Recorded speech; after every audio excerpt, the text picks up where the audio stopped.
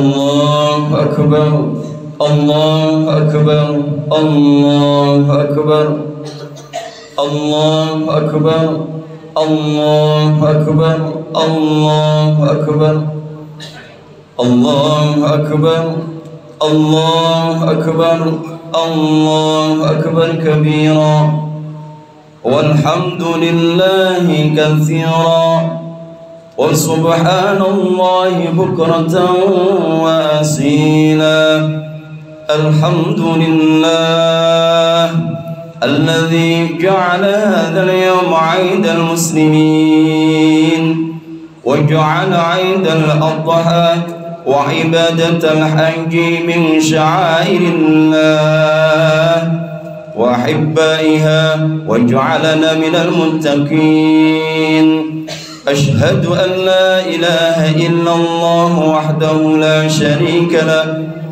الذي ابتلى إبراهيم خليله وأشهد أن محمدا عبده ورسوله اللهم صل وسلم على سيدنا محمد وعلى آله وأصحابه صلاة وسلاما دائمين متلازمين إلى يوم القيامة أما بعد فيا عباد الله أوصيكم ونفسي بتقوى الله اعلموا أن هذا اليوم عظيم قال الله تعالى في القرآن العظيم أعوذ بالله من الشيطان الرجيم بسم الله الرحمن الرحيم فلما بلغ معه السعي قال يا بني إني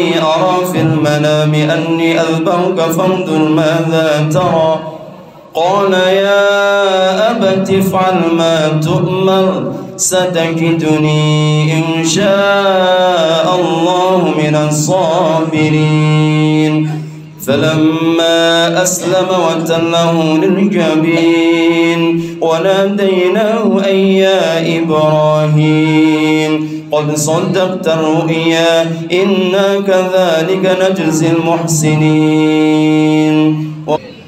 Hadirin jamaah Masjid Ridho Allah yang dirahmati oleh Allah Subhanahu wa taala. Pada kegiatan yang berupa ibadah salat Idul Adha kali ini, mari kita betul-betul bersyukur kepada Allah Subhanahu wa taala. Syukur secara totalitas, syukur zahir batin kita. Maka insyaallah lewat kita selalu bersyukur kepada Allah Subhanahu wa taala, insyaallah hidup kita akan diberikan oleh Allah Subhanahu wa taala sehat fisik psikis, sejahtera zahir batin, bahagia selama dunia sampai akhirat. Amin ya rabbal alamin. Marilah juga kesempatan kali ini kita gunakan dengan sebaik-baiknya, dengan selalu meningkatkan kualitas ketakwaan kita, menjalankan segala perintah-perintah Allah Subhanahu wa taala dan menjauhi segala larangan-larangan Allah Subhanahu wa taala. Allahu akbar, Allahu akbar, Allahu akbar, walillahil hamd. Hadirin jamaah Masjid Ridho Allah yang dirahmati, disayangi oleh Allah Subhanahu wa taala.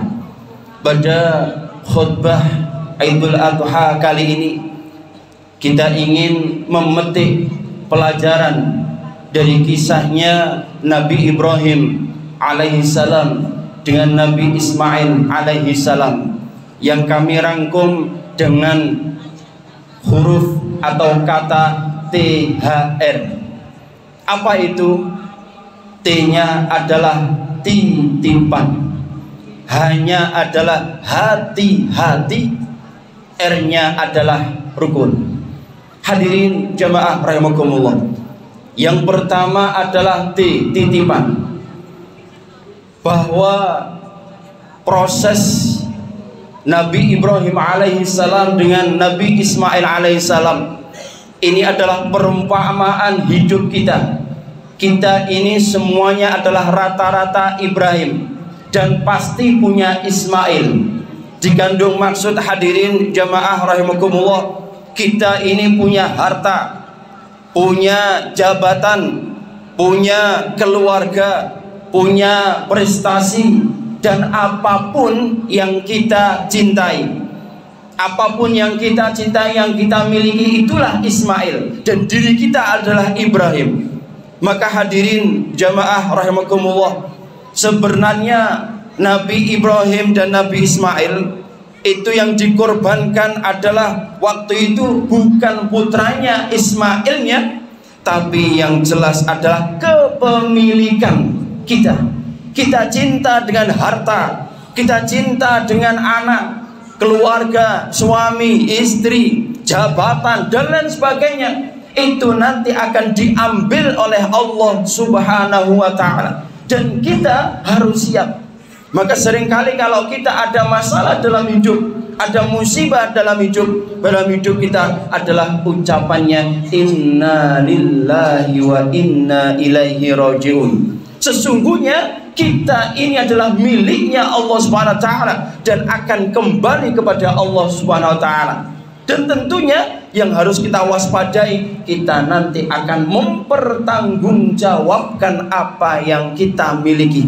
Apakah kita sudah amanah dengan pemberian Allah Subhanahu wa ta'ala ataupun tidak? Maka hadirin jamaah rahimakumullah, spirit Idul Adha kali ini, mari kita betul-betul dasari dengan iman. Iman yang kemudian semakin dekat dengan Allah Subhanahu wa ta'ala, iman yang kemudian melaksanakan perintahnya Allah Subhanahu wa ta'ala. Bahkan seringkali kalau kita merunut dalam hidup kita masing-masing, pernah gak kita ini minta hidup? Tidak pernah. Tapi diberikan oleh Allah Subhanahu wa ta'ala kehidupan, dan kehidupan ini ternyata disiapkan oleh Allah Subhanahu wa ta'ala sarana kehidupan kita masing-masing, makanan, kendaraan, dan lain sebagainya. Maka ayo dasari dengan iman dan syukur kepada Allah Subhanahu wa ta'ala. Termasuk lagi adalah ikhlas. Ibadah ini harus diniati ikhlas. Memang kalau kita kemudian melihat ikhlas kayaknya berat, tapi kalau kemudian ikhlas ini kita lihat dengan kacamata hakikat, insya Allah mudah. Kalau kacamata syariat akan muncul aku yang punya uang, aku yang punya jabatan, aku yang lain dan sebagainya, sehingga tidak mau korban. Sehingga baginda Rasulullah SAW menyampaikan, la yaqrabu musallana, kalau tidak mau korban dan memang mampu, jangan dekat-dekat dengan musolahu, tempat ibadahku, masjid. Ini ancaman dari baginda Rasulullah SAW. Maka bagi yang mampu, sudah seharusnya ayo kita berkorban dalam rangka mendekatkan diri kepada Allah Subhanahu wa ta'ala. Tapi kalau kita kemudian pakai kacamata hakikat ikhlas, akan muncul harta ini yang punya adalah Allah Subhanahu wa ta'ala, yang ngasih Allah Subhanahu wa ta'ala, maka sudah sepantasnya saya berikan kepada Allah Subhanahu wa ta'ala. Jangan sampai hadirin rahimakumullah, kita punya harta, tidak mau sedekah, tidak mau zakat, mohon maaf mungkin waktunya korban, tidak mau korban. Hati-hati, nanti Allah Subhanahu wa ta'ala akan mengambilnya, tentunya terkadang 2 kali lipat, bahkan 10 kali lipat. Ada orang tidak mau sedekah, tidak mau zakat, katakanlah mungkin 1 juta, tapi karena mohon maaf bakhil, medit, akhirnya kemudian Allah Subhanahu wa ta'ala punya cara untuk mengambil harta itu. Akhirnya dia dikasih penyakit, masuklah rumah sakit, ngamar, habisnya lebih daripada 1 juta, bahkan sampai 10 juta. Inilah caranya Allah Subhanahu wa ta'ala untuk mengambil. Kalau kita memang sudah waktunya, tapi ternyata tidak mau mengeluarkan harta kita masing-masing. Hadirin jamaah rahimakumullah, terkait dengan spirit Idul Adha ini, ayo juga dasari dengan ilmu. Karena apa? Ilmu inilah yang nanti akan menuntun kita. Man arada dunya fa'ali bil ilmi, wa man arada al-akhirata fa'ali bil ilmi, wa man arada ma fa'ali bil ilmi. Siapa yang ingin bahagia dunia dengan ilmu, siapa ingin bahagia akhirat dengan ilmu, dunia akhirat juga dengan ilmu. Dan spirit Idul Adha dasari dengan sabar, dasari dengan bahwa semuanya ini adalah takdirnya Allah SWT, maka sabar dengan totalitas, sabar dalam hal menerima cobaan masalah dalam hidup ini, sabar terkena musibah, sabar menjauh maksiat, dan sabar dalam rangka taat kepada Allah Subhanahu wa ta'ala. Maka titipan ini kalau ingin berhasil, dasarilah dengan yang namanya taqwallah. Janjinya Allah Subhanahu wa ta'ala dalam surat At-Talaq ayat 2 sampai 5, "Wa may yattaqillaha yaj'al lahu makhraja wa yarzuqhu min haitsu la yahtasib, wa may yattaqillaha yaj'al lahu makhraja min amrihi yusra, wa may yattaqillaha yukaffiru 'anhu sayyi'atihi wa yudhim lahu ajran." Siapa yang takwa nang Gusti Allah diberikan jalan keluar. Siapa yang takwa nang Gusti Allah diberikan jalan yang tidak disangka-sangka. Siapa yang takwa nang Gusti Allah diberikan mudah dalam segala hidupnya, bahkan dosa-dosanya diampuni oleh Allah Subhanahu wa ta'ala. Moga-moga kita yang hadir saat ini mendapatkan derajat takwa di hadapan Allah Subhanahu wa ta'ala. Amin ya rabbal alamin. Yang kedua adalah hak ini, hati-hati dalam berbuat, dalam berbicara. Hadirin jamaah rahimakumullah, akhir-akhir ini ada kata-kata yang viral dan harus kita lawan. Apa itu Ustaz? Yaitu kata-kata GBT. Gak bahaya tak? Mohon maaf, ini sudah seringkali viral mungkin di YouTube, mungkin juga di stiker-stiker WA, mungkin menjadi dialog kita masing-masing. Kenapa ini kami perlu angkat? Sebab baginda Rasulullah SAW dalam hadis qudsi, Gusti Allah dawuh, "Ana inda dhonni abdi bi." Saya tergantung prasangka hambaku padaku. Mohon maaf, kalau seringkali kita ungkapkan kata-kata itu dan kita punya prasangka bahaya, mohon maaf, bisa-bisa dalam hidup kita akan bahaya. Bisa-bisa hidup kita bahaya. Maka harus diganti. Bagaimana gantinya? Bahagia tak, sehat tak, seneng tak, banyak rizki tak, seneng, makmur tak, dan sebagainya. Ayo kita lawan. Jangan dibiasakan. Mohon maaf. Apalagi baginda Rasulullah SAW dawuh dalam hadis yang lainnya, jangan mendoakan, mengatai dirinya sendiri maupun orang lain dengan kata-kata yang jelek. Kenapa? Kata-kata yang jelek itu diamini oleh malaikat. Diamini oleh malaikat. Bahkan seringkali kita mendengar orang Jawa menyampaikan, hati-hati ngomong sak ngomong, ono wali lewat. Mohon maaf, kalau seringkali kita mengungkapkan kata-kata yang jelek, kata-kata yang tidak berbobot, kata-kata yang tidak bermanfaat, apalagi mengandung doa, dan doa itu bahaya. Jangan. Gantilah kebaikan, gantilah hal-hal yang mengandung manfaat. Ini perlu kami sampaikan, bahkan seringkali kami sampaikan di tempat-tempat yang lainnya. Supaya apa? Sebagai bentuk pengimbang. Jangan sampai itu diviralkan yang terlalu, tapi kita juga harus mengganti dengan kata-kata yang indah, kata-kata yang bahagia. Termasuk mohon maaf, jangan sampai kita menghina orang lain. Kalau orang Jawa menyampaikan, wong alok bakal elok, wong geding bakal nyanding. Orang itu kalau mengejek orang lain, tidak lama orang itu akan sama dengan orang itu. Seringkali kami dalam candaan dengan jamaah kami, kalau orang itu menghina orang lain, mohon maaf, ngentutan. Maka orang lain yang dihina ngentutan, yang hina itu tidak lama ngentutan dewi. Mohon maaf. Karena apa? Baginda Rasulullah SAW dawuh dalam salah satu hadisnya, "Man ayyara akhahu bi dzambin lam yamut hatta ya'malahu." Jika yang menjelekkan, siapa yang menjelek-jelekkan saudaranya karena suatu dosa, maka ia tidak akan mati kecuali mengamalkannya. Orang itu tidak akan selesai, tidak akan berhenti kalau orang itu tidak mengamalkannya. Hati-hati. Maka jangan sampai menghina orang lain. Ustaz, saya tidak mengamalkan dan saya aman-aman aja. Hati-hati, kena anak turun kita.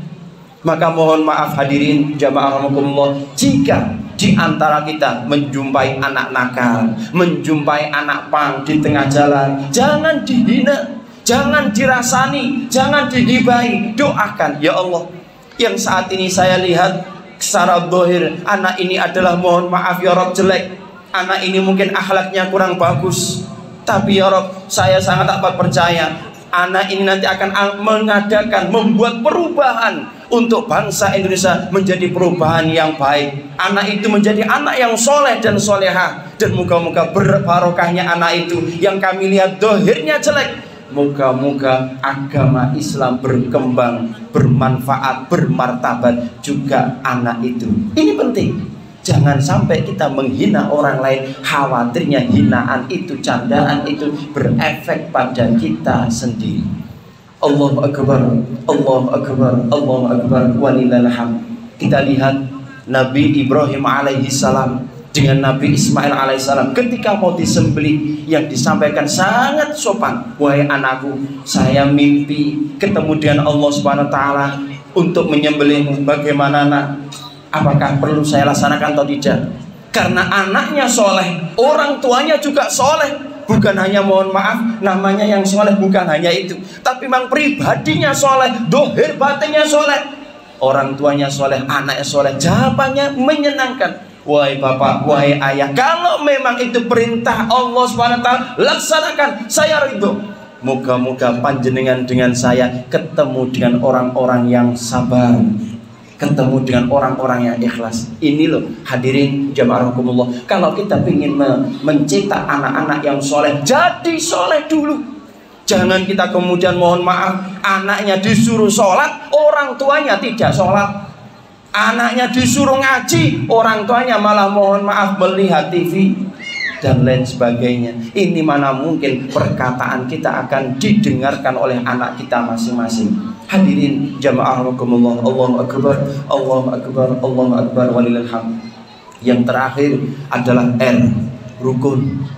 Rukun ini penting. Hadirin jamaah rahimakumullah, apalagi termasuk pembagian hewan kurban. Rata-rata kalau jadi panitia zakat fitrah, mohon maaf, aman-aman, tidak ada masalah, tidak begitu banyak gunjingan, tidak begitu banyak rasa-rasan, tidak begitu banyak evaluasi.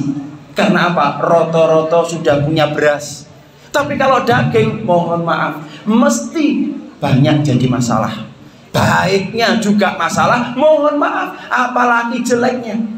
Maka kami pesan pada panitia Idul Adha, sudah sabarnya harus tingkat tinggi. Karena ini juga merupakan bentuk kiasan ketika pelaksanaan ibadah haji. Ibadah haji harus juga sabar, harus juga kemudian ikhlas kepada Allah Subhanahu wa taala. Sudah siap menjadi panitia Idul Kurban, maka mohon maaf, tanda kutip, siap untuk dipuja dan juga siap untuk dicelatu.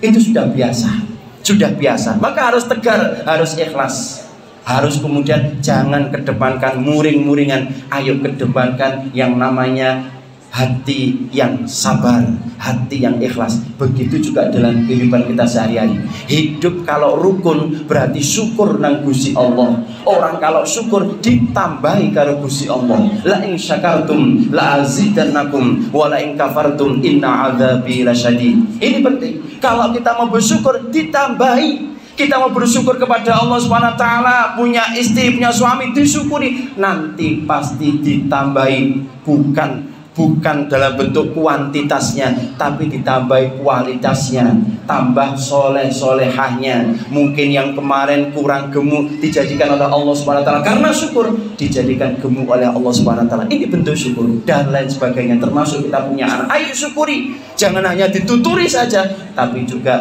diberikan doa, mintakan kepada Allah Subhanahu wa ta'ala. Moga-moga yang singkat ini mampu mengetuk diri kita masing-masing. Ingat, titipan apapun yang kita miliki itu adalah titipan dari Gusti Allah. Suatu saat akan diambil oleh Allah Subhanahu wa taala.